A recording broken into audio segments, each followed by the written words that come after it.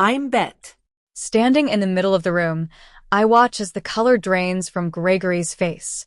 His mother's hand instinctively flies to the arm of her chair, fingers tightening.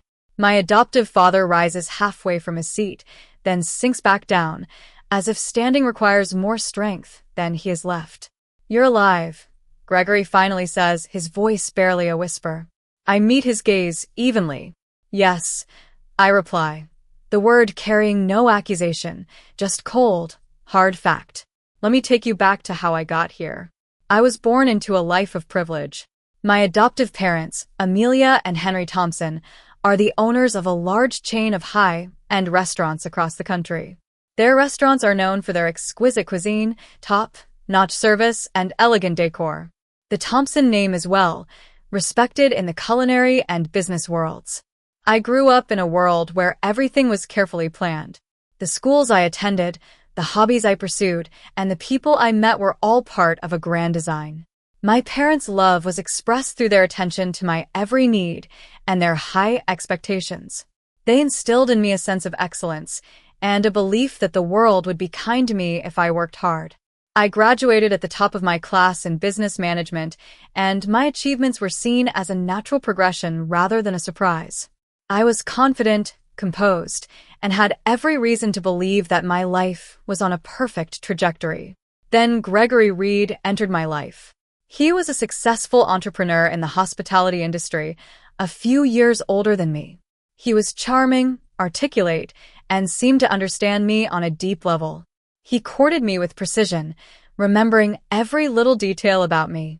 Our engagement was announced, and it was celebrated in grand style.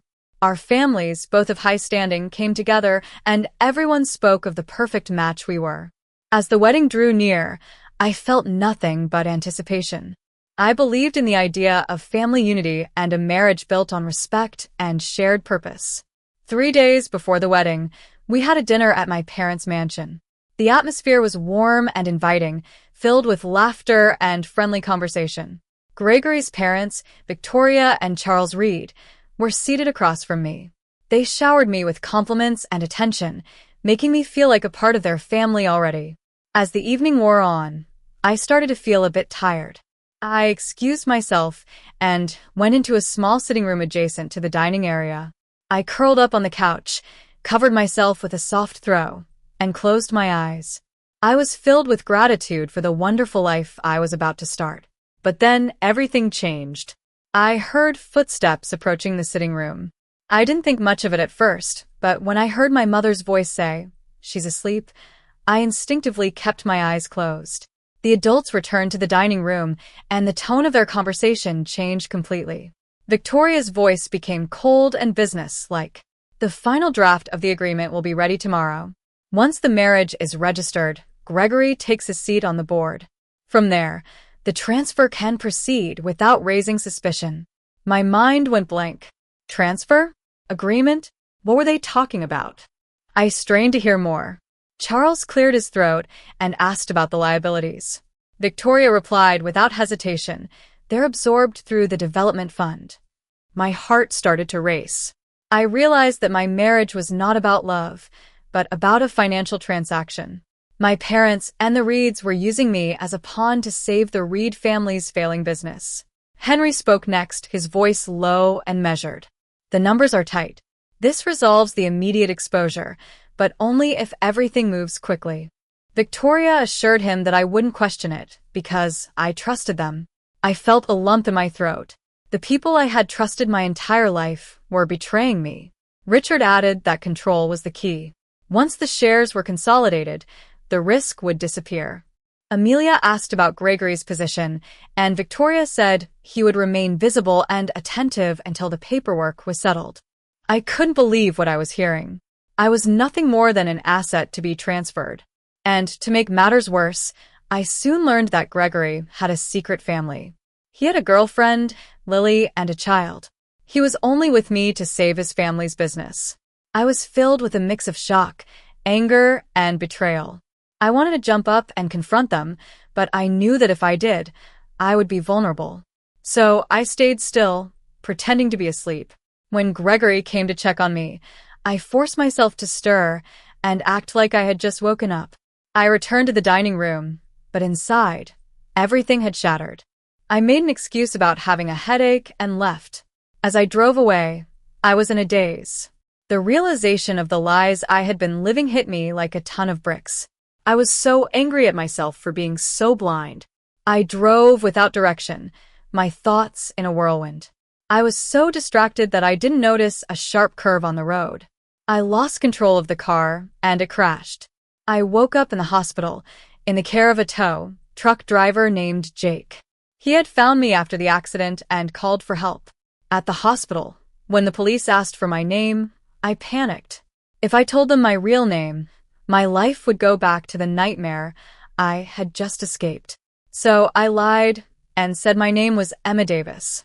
Jake offered to take me to his place for the night. His house was near the edge of town, and there was an animal rescue center next door. It was a simple and peaceful place. In the morning, I met a young boy named Ethan. He was silent, but there was so much pain in his eyes. I learned that he had lost his mother, and the trauma had taken his voice. I felt a strange sense of peace there. For the first time in a long time, I didn't have to pretend. I was just Emma, a woman trying to figure out what to do next. But then I saw the news. It was reporting that I was missing days before my wedding. There were pictures of my family and Gregory, all looking worried. I knew they would be looking for me, and I didn't have much time. I decided to fake my death. Jake helped me. We went to the place where my car had crashed. He cleaned the car to remove any traces that didn't belong, while I made sure to leave my fingerprints everywhere. We pushed the car over the edge, and it crashed into the river below. Back at Jake's, I used a burner phone to call my lawyer, Mr. Harris. I told him everything. He said I had done the right thing. He promised to help me and said that I couldn't surface until he had gathered enough evidence. He found Lily. I went to meet her alone. Her apartment was modest but well kept. When she opened the door, she looked at me without surprise, as if she had been expecting me. She told me her story. She and Gregory had been together for years. They had a child, and Gregory had promised her a future. But then the financial troubles hit, and he decided to marry me to save his family.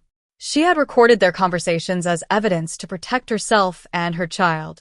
She gave me the recordings and some documents. "You can stop him," she said. "I just want my son to be safe." I felt a sense of responsibility.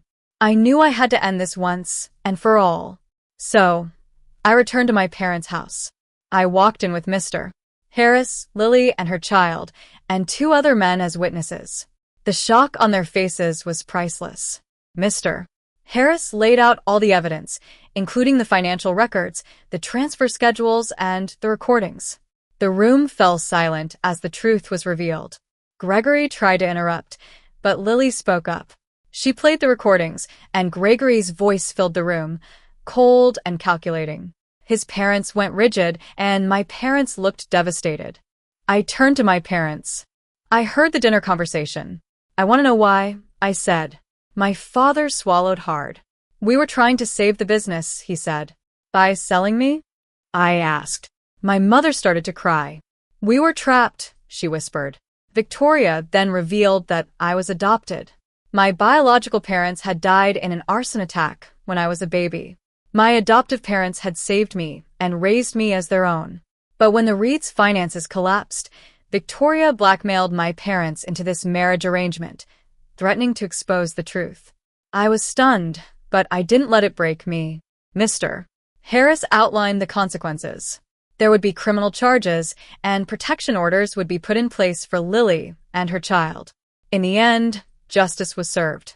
The Reed family's businesses were seized, and Gregory's reputation was ruined. He faced fines and restrictions. Lily and her child were protected, and my adoptive parents stepped away from the business. I took over the management of my parents' restaurant chain. I made sure to run it with integrity and accountability. I learned that power should be used as a responsibility, not an entitlement. I married Jake. Our wedding was a simple, intimate affair. He didn't try to fix me or shield me from my past. He just stood by me, and that was all I needed. We adopted Ethan. It was a long and difficult process, but seeing him slowly start to open up and speak again was the most rewarding thing. Years later, when people ask me about the scandal, I say, truth doesn't destroy families. Silence does.